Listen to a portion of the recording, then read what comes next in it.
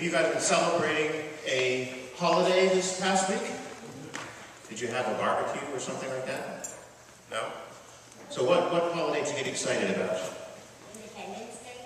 That's right, Independence Day. Gosh, I was trying to get in the mood for Independence Day too this week. I wasn't in Columbus, but I was trying to just put my spirit on that red, white, and blue spirit.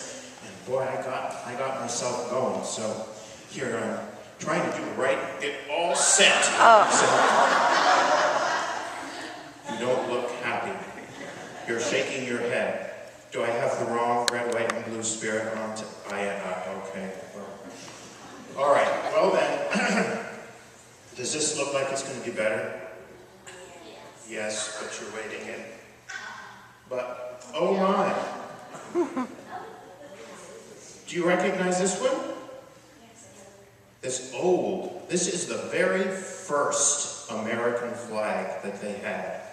It's a wonderful flag. And you know who was very busy working on building up the Episcopal Church back after the Revolution? Where all of the founding fathers of America were busy working on building up the Episcopal Church. Because the Episcopal Church comes out of the Church of England, you know that? And we can't very well worship the English church, can we, as a new country? So the founding fathers got very busy, and they started working on the Episcopal Church. And do you recognize this founding father? George Washington. That's right. This is probably the most accurate depiction we have of George Washington.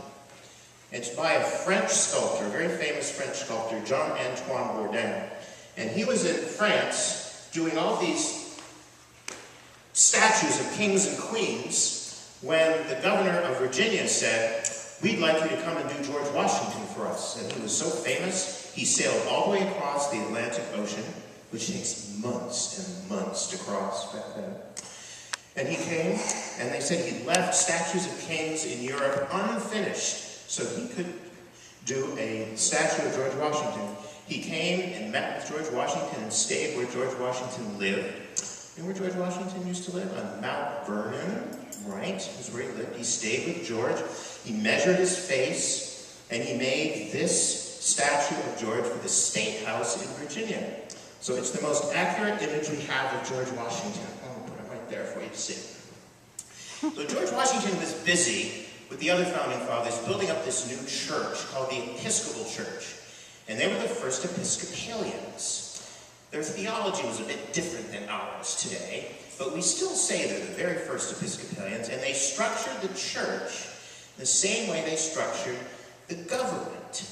So instead of being a king ruling on the top, instead it becomes a democracy, and the people in the church get together and make decisions about what the church is going to be like. And they have like a house of bishops and a house of deputies and a presiding bishop, and it all resembles the government, very similar. So why would they be so busy trying to make this new church important? Well, the gospel today tells us about the disciples going out, Jesus sending out the disciples to bring the kingdom everywhere. So in our life, we have this kingdom that we are supposed to be building up, which is God's kingdom.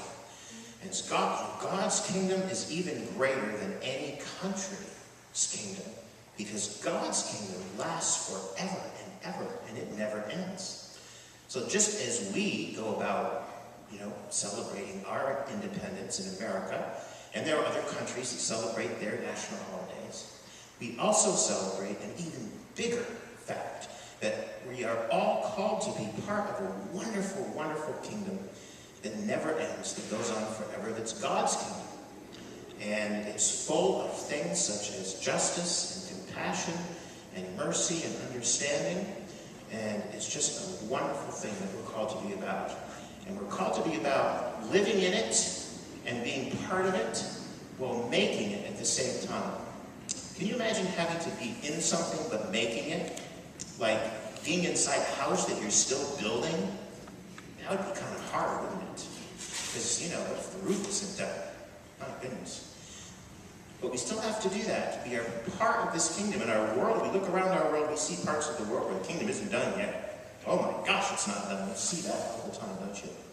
But Jesus tells us we're to be building it. So we're inside this kingdom and we're building it at the same time.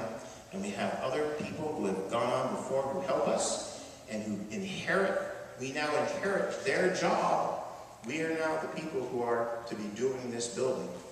So as you go forth in the next couple of weeks and finish off your summer, you can think about what it means to be an architect and builder of that very kingdom that we are living in right now. And we give thanks to God that we always have God's help as we do that. So you can be our very own founding fathers and founding mothers and founding brothers and sisters and people of something pretty amazing that Jesus is calling into existence at every moment. So remember that. And you give George Washington a rub on his head for good luck. So there you go. All right. Amen.